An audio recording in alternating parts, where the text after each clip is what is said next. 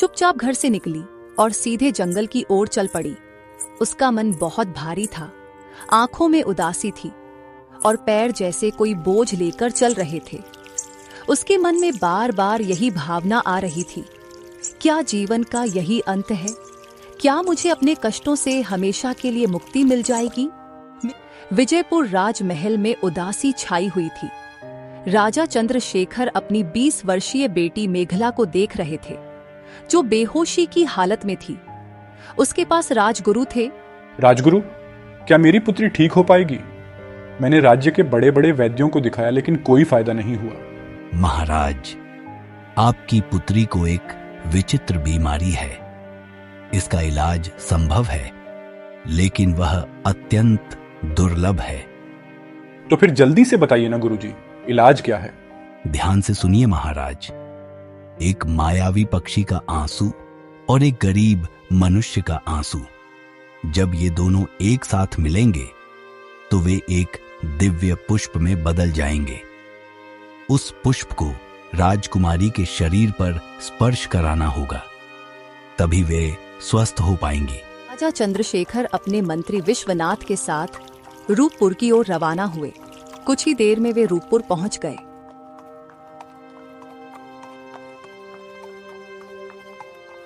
रूपपुर गांव के एक कोने में मिनती मछुआरिन का एक छोटा सा घर था। उस सुबह मिनती मछुआरिन अपने जाल और सामान के साथ मछली पकड़ने निकल रही थी। कितने दिन ऐसे चलेगा माँ? रोज सुबह कुछ उम्मीद लेकर जाती हो और शाम को निराश होकर लौटती हो। क्या तुम्हें दिखाई नहीं देता कि पूरे गांव में हमारी हालत सबसे खराब है? क्या करूं तुली, तू ही बता। मेरी किस्मत ही खराब है तो मैं क्या कर सकती हूँ। जब भी हालात सुधरने लगते हैं, कुछ न कुछ ऐसा हो जाता है कि फिर सब बिगड़ जाता है। अब देख, पहली बार जैसे तैसे कुछ जमा किया था, मैं बीमार पड़ गई, सब खर्च हो गया। फिर तेरे भाई अरुण के पैर में वह गहरी चोट, पूरा इलाज कराने में फिर सब कुछ खत्म हो गया। तभी 10 साल का अरुण दौड़ता हुआ आया और उसकी मासूम आंखों में भूख थी, लेकिन मन में कुछ कहने की हिम्मत भी थी। माँ, मेरी बहुत दिनों से अच्छे पकवान खाने की इच्छा हो रही है। हमारे घर में दूसरों की तरह अच्छा खाना क्यों नहीं पकता? मिनती की आंखें डबडबा गईं। तू चिंता मत कर बेटे, हमारे दिन भी जरूर बदलेंगे। एक दिन ऐसा आएगा जब हम दूसरों से भी ज्यादा अच्छे अच्छे पकवान बनाएंगे। तब तेरा जो मन करेगा वही खाएगा। लेकिन माँ, एक बात बताऊं, जब पड़ोस की चाची के घर से खाने की खुशबू आती है ना, तो मैं तो उसी तरफ चला जाता हूँ। एक दिन चला भी गया था, लेकिन उन्होंने मुझे देखते ही खाना छुपा लिया और कहा, यहाँ मत आना, यहाँ से चला जा। तो मैं लौट आया। तुल्ली की आंखों से आंसू गिर पड़े। उसका हृदय जैसे किसी ने पीस दिया हो। मिनती ने कुछ नहीं कहा, चुपचाप अपने जाल और उपकरण उठाए और नदी के घाट की ओर चल पड़ी। मिनती का मछली पकड़ने का घाट गांव के मुख्य बाजार के पास ही था।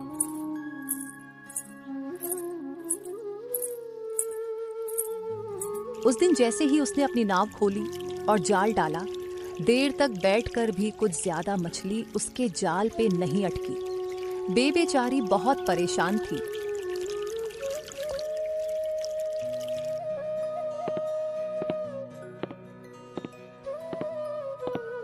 हे भगवान, और कितनी परीक्षा लेगा।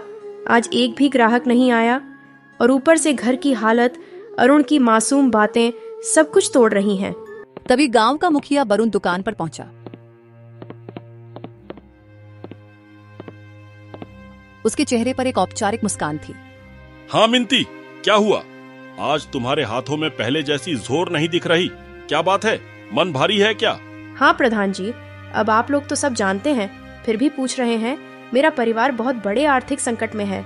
मेहनत तो बहुत करती हूँ, लेकिन हाथ में किस्मत नहीं।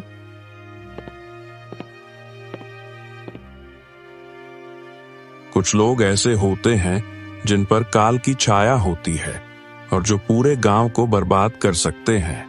वरुण पहले चौंक गया, फिर हंसने लगा। सचिन भी हंसने लगा। अरे सचिन, तू भी ना चल, छोड़ दे उसे, चल यहाँ से। दोनों मिनती की हालत पर हंसे और चले गए।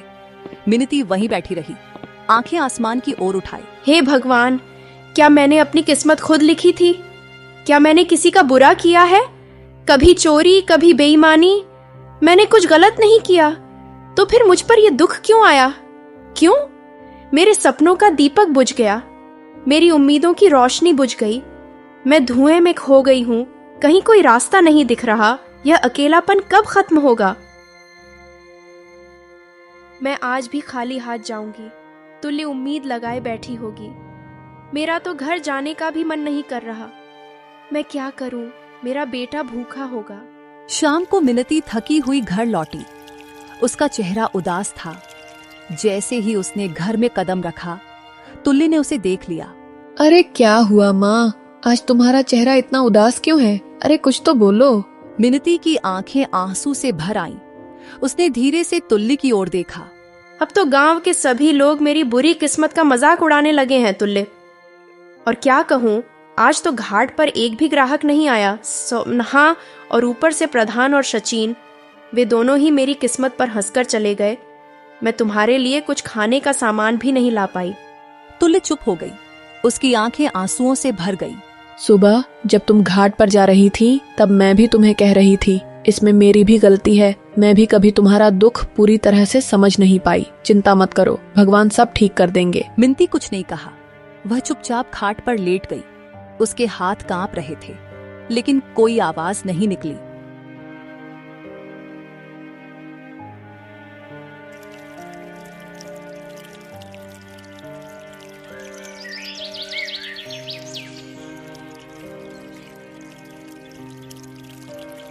अगले दिन सुबह तुल्ली ने मिनती से कहा, माँ, खाने के लिए कुछ सामान उधार ले आओ।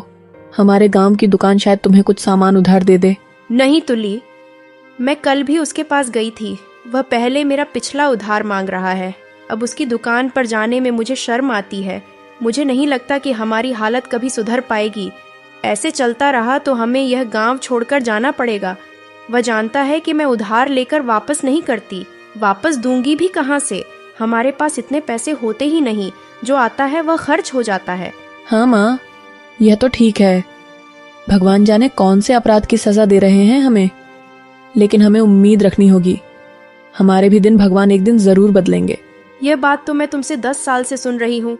आज तक ऐसा दिन नहीं आया। वह चुपचाप घर से निकली और सीधे जंगल की ओर चल पड़ी। उसका मन बहुत भारी था। आंखों में उदासी थी और पैर जैसे कोई बोझ लेकर चल रहे थे। उसके मन में बार बार यही भावना आ रही थी, क्या जीवन का यही अंत है? क्या मुझे अपने कष्टों से हमेशा के लिए मुक्ति मिल जाएगी? मिनती आत्महत्या के विचारों में डूबी हुई गांव की सीमा पर पहुंच चुकी थी। तभी सामने से मुखिया को आते देखा गया। अरे मिनती, आज मछली पकड़ने नहीं गई क्या? तुम तो सीधे जंगल की ओर निकल पड़ी हो। क्या बात है? अब क्या मछुआरिन से लकड़हारा बनने की इच्छा है? मिनती चुप रही। वह वैसे ही उदास थी। मुखिया को जवाब देने के लिए उसके पास कोई शब्द नहीं था। चल अच्छा ही है, लकड़हारा भी बुरा नहीं होता। कम से कम जंगल में कोई तुम्हारी किस्मत का मजाक नहीं उड़ाएगा तो। प्रधान हंसने लगा और चला गया।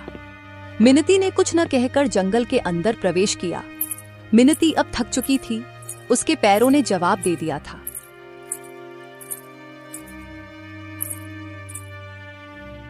वह एक घने पेड़ की छांव में बैठी और आसमान की ओर देखा। मैं माँ हूँ, इसलिए किसी के सामने रो नहीं सकती। अगर तुल्ली और अरुण मुझे रोते देखते तो उनका मनोबल टूट जाता। इसलिए मुझे जंगल आना पड़ा। भगवान, तू मेरी कितनी परीक्षा लेगा? मिनती उदास होकर आसमान की ओर देखते हुए बातें कर रही थी कि अचानक उसके कानों में किसी की चीख सुनाई दी। कोई है तो मेरी मदद करो। वह उठी और इधर उधर देखा। अचानक उसकी नजर एक साधु पर पड़ी जो जमीन पर पड़ा हुआ था। मिनती तेजी से उसके पास गई। साधु महाराज, आपको क्या हुआ है? आप ऐसे क्यों पड़े हैं? बेटी, मैं राज की ओर जा रहा था कि रास्ते में मेरे पैर में जहूर मुड़ गया। मैं गिर गया और तब से इस सुनसान जंगल में पड़ा हूँ। ये जंगल इतना सुनसान है कि यहाँ कोई आता नहीं। बहुत दिन हो गए, कोई इंसान नहीं देखा। मुझे बहुत प्यास लगी है। मेरा गला सूख रहा है।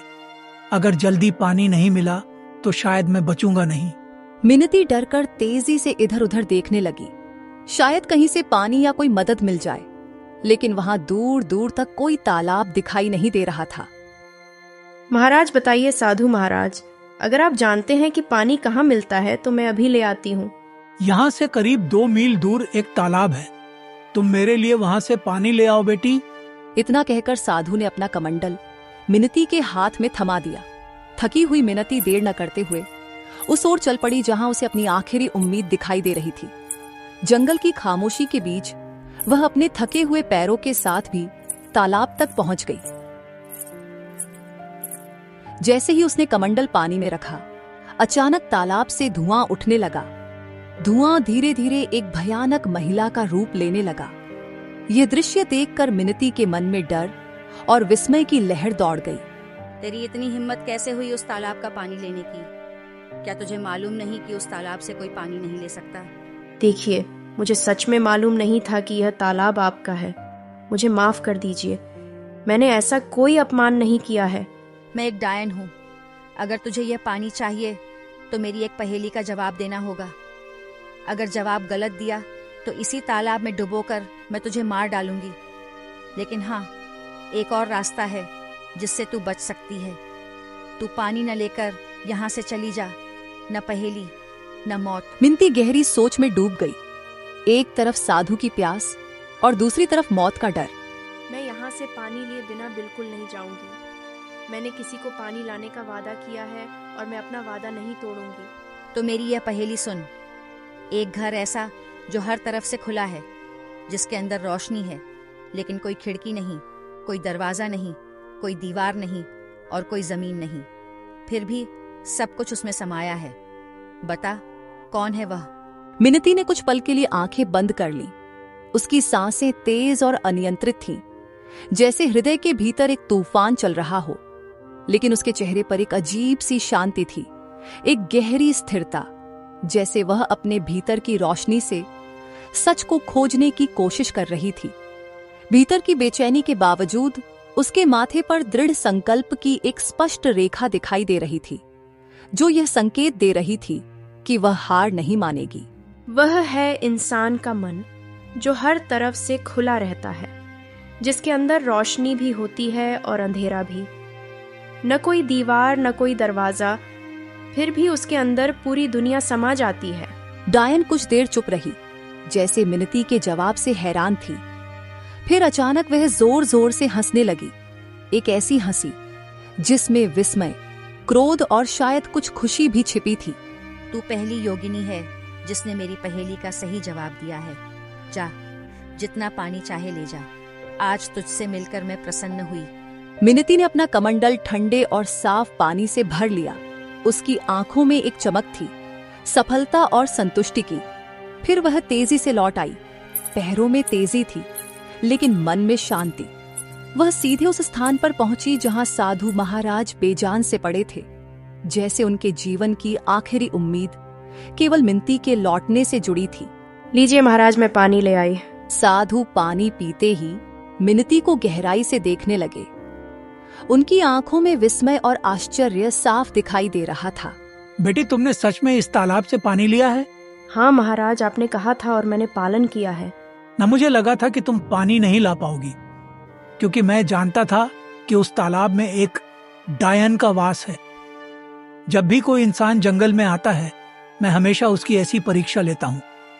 अक्सर मैंने देखा है कि वह इंसान डायन के डर से भाग जाता है, लेकिन तुम पहली इंसान हो जिसने उस डायन की पहेली सुलझाई है और मेरे लिए पानी लेकर आई हो। इतना कहकर साधु ने अपनी आंखें बंद कर ली और कुछ मंत्र पढ़ने लगे। तभी वहां रंगीन किरणों के साथ एक सुंदर पक्षी प्रकट हुआ। तुमने मेरी मदद की है, इसलिए मैं तुम्हें यह तोहफा देना चाहता हूँ। साधु महाराज, इतना तो मुझे मालूम हो गया है कि आप कोई चमत्कारी साधु हैं, लेकिन मैं इस पक्षी का क्या करूंगी महाराज? इसे अपने घर ले जाओ और अपनी बेटी की तरह पालो, और याद रखना, यह पक्षी तुम्हारी किस्मत बदल देगा। मैं जानता हूँ कि तुम सबसे ज्यादा अपनी किस्मत को लेकर चिंतित हो, वरना तुम में कोई बुराई नहीं है। तुम एक मेहनती मछुआरिन हो, तुम्हारे मन में कोई लालच नहीं है और तुम दूसरों की मददगार भी हो। इतना कहकर साधु वहां से चले गए।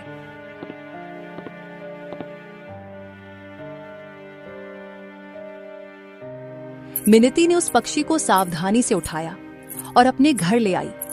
पक्षी की सुंदरता और चमक देखकर मिनती के मन में नई आशा जागी और उसने तय किया कि वह उसकी रक्षा करेगी और अपनी भाग्य बदलने की कोशिश करेगी। अरे ये पक्षी आपको कहाँ से मिला? मिनती पूरी कहानी तूली को सुनाई। हमारे घर में तो वैसे ही खाने की कमी है। साधु महाराज अगर देना ही चाहते तो धन देते, इस पक्षी को क्यों थमा दिया? हाँ, अब साधु महाराज कुछ सोच समझ कर ही दिए होंगे। वह भी तो हमारी इस हालत के बारे में अच्छे से जानते थे। तभी वहां अरुण आ गई। माँ, ये पक्षी वाकई बहुत अच्छा है। मेरे साथ तो अब गांव का कोई भी बच्चा नहीं खेलता क्योंकि हम गरीब हैं ना, लेकिन अब मैं इस पक्षी के साथ खेलूंगा। इतना कहकर अरुण पक्षी को लेकर घर से बाहर चला गया और खेलने लगा। पक्षी इतना सुंदर था कि जिसकी भी नजर उस पर पड़ती उसका मन मोहित हो जाता था।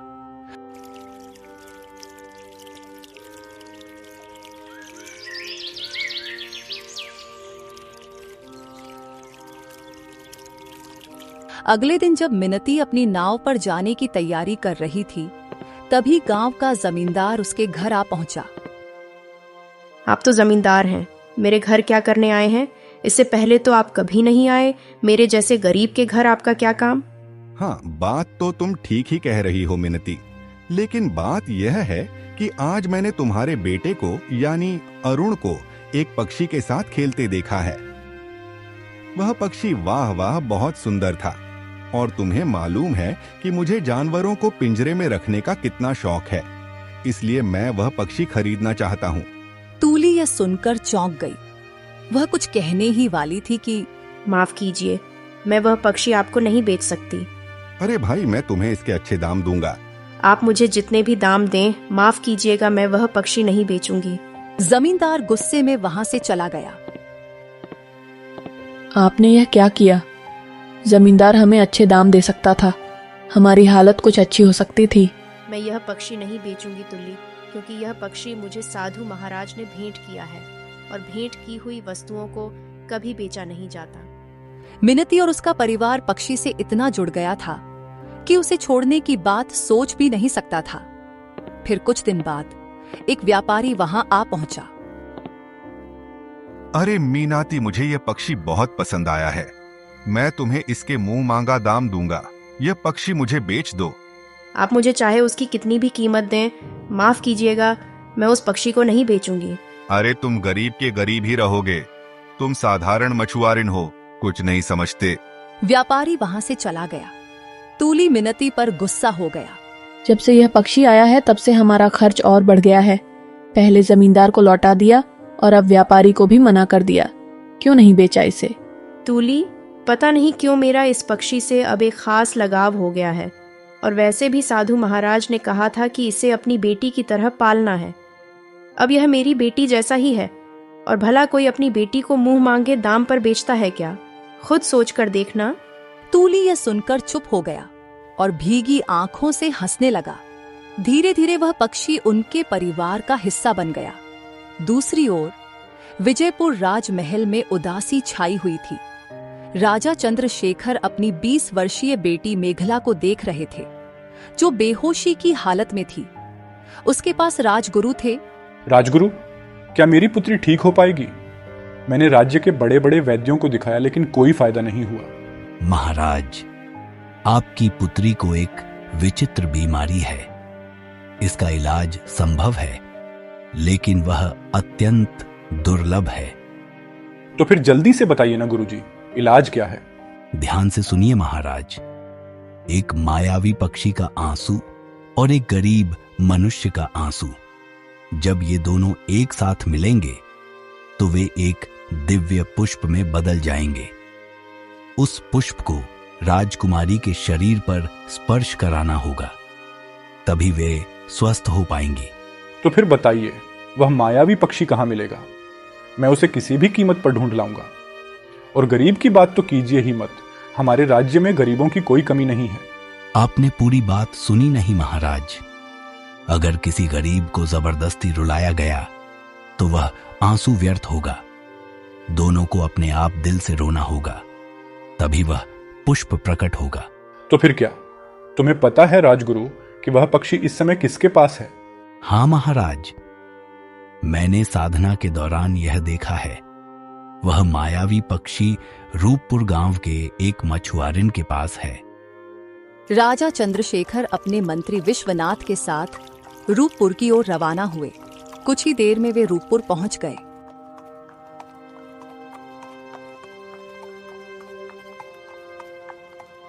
वहां गांव का मुखिया दौड़ता हुआ आया।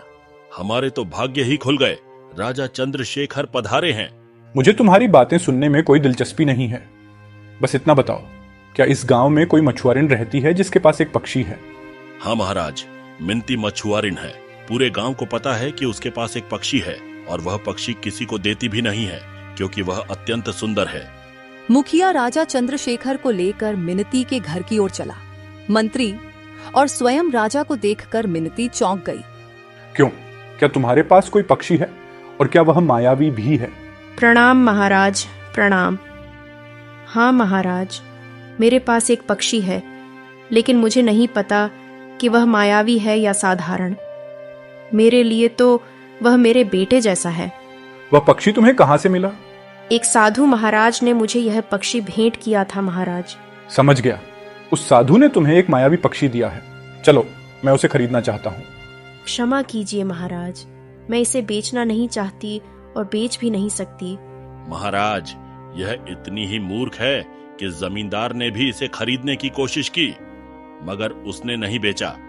हमारे गांव का सबसे बड़ा व्यापारी महंगी कीमत देने आया, लेकिन फिर भी वह नहीं बिका और अब उसने आपको भी मना कर दिया है। उसकी हिम्मत तो देखिए। देखो मछुआरिन, मुझे उस पक्षी की बहुत जरूरत है। मैं तुम्हें उसकी महंगी कीमत दूंगा, समझ रहे हो ना? महाराज, मैं नहीं दूंगी, क्षमा कीजिए। मैं तुम्हें आधा राज्य दूंगा, बस मुझे वह पक्षी दे दो। नहीं महाराज, अगर आप मुझे पूरा राज्य भी दे दें तब भी मैं उसे आपको नहीं दूंगी, क्षमा करें। मंत्री जी, इस मछुआरिन को बंदी बना दो और उस पक्षी को पकड़कर महल में ले आओ। चलो। मंत्री जी ने मिनती और पक्षी दोनों को पकड़कर महाराज के सामने पेश किया। कैसा लग रहा है अब मूर्ख? मैं तुम्हें आधा राज्य देने को तैयार था और तुमने इनकार कर दिया। अब मैं तुम्हें उस पक्षी को बिल्कुल नहीं दूंगा। आखिरी बार देख ले इसे, मूर्ख कहीं की। महाराज, मैं जानती हूँ कि आप जो निर्णय लेते हैं उस पर अडिग रहते हैं। बस आपसे मेरी एक विनती है। मैं अपने इस पक्षी को एक बार गले लगाना चाहती हूँ। मैंने इसे अपने बेटे जैसा चाहा है। जाओ, तुम्हें इतनी मोहब्बत है तो जाओ गले लगा लो। मिनती ने जैसे ही पक्षी को गले लगाया, उसकी आंखों से आंसू छलक पड़े और पक्षी की आंखों से भी आंसू गिरने लगे। वहां एक नीला फूल खिल उठा। महाराज, यही वह फूल है जो आपकी पुत्री को ठीक कर सकता है। राजा चंद्रशेखर दौड़कर फूल लेकर अपनी पुत्री के कमरे में गए। फूल जैसे ही पुत्री के शरीर को छूता है, उसे होश आ जाता है। राजा चंद्रशेखर खुशी खुशी राज दरबार में लौटे। मुझे माफ कर दो मिनटी, मैंने अपनी पुत्री के प्यार में अंधा होकर तुम्हारे साथ अन्याय किया। तुम्हारे आंसू सच्चे थे। अब मैं समझ गया कि तुम कितना सच बोल रही थी। तभी वहां साधु महाराज प्रकट हुए। महाराज, यह गरीब मछुआरिन किस्मत की मारी है। उस पक्षी को मैंने ही उसे भेंट किया था और मैंने कहा था कि यह उसकी किस्मत बदलेगा। मैं जानता था कि आपकी पुत्री का इलाज उसी मायावी पक्षी से होगा, लेकिन वह तभी संभव था जब पक्षी पालने वाले की आंखों से सच्चे आंसू निकले, और सच्चे आंसू केवल सच्चे इंसान के निकलते हैं। मिनती, तुम्हारा काम पूरा हुआ और जैसा कि मैंने कहा था, यह पक्षी तुम्हारी किस्मत बदलेगा। अब समय आ गया है। मिनती, हम तुम्हें बहुत सारा सोना देते हैं। तुम्हारी वजह से हमारी बेटी ठीक हुई है। हम तुम्हारा यह कर्ज कभी नहीं भूलेंगे। महाराज, आपकी मेहरबानी है, लेकिन कृपया करके मुझे यह न दें। नहीं नहीं नहीं मिनती, यह भेंट है और भेंट को कभी ठुकराते नहीं। आज से तुम मेरे राजमहल में मेरी सलाहकार बनकर रहोगी और मेरे खजाने की रक्षा का काम तुम्हारे कंधों पर होगा। तुम सच्ची इंसान हो और हां, जिस गांव में तुम रहती हो, आज से तुम उस गांव की जमींदार हो। वह पूरा गांव अब तुम्हारा होगा। मिनती पूरी दौलत लेकर अपने घर वापसी की राह पर निकली, जो उसकी मेहनत, ईमानदारी और सच्चाई का अनमोल इनाम था। इस तरह एक सामान्य मछुआरिन अपनी कड़ी मेहनत और प्यार के कारण अपनी किस्मत बदलने में सफल रही उसका जीवन अब पहले से कहीं ज्यादा खुशहाल और सफल था और वह अपने गांव के लिए एक मिसाल बन गई थी। तो दोस्तों, कैसी लगी आपको ये कहानी कमेंट बॉक्स में जरूर बताना और लाइक और सब्सक्राइब भी कर दिया करो। धन्यवाद।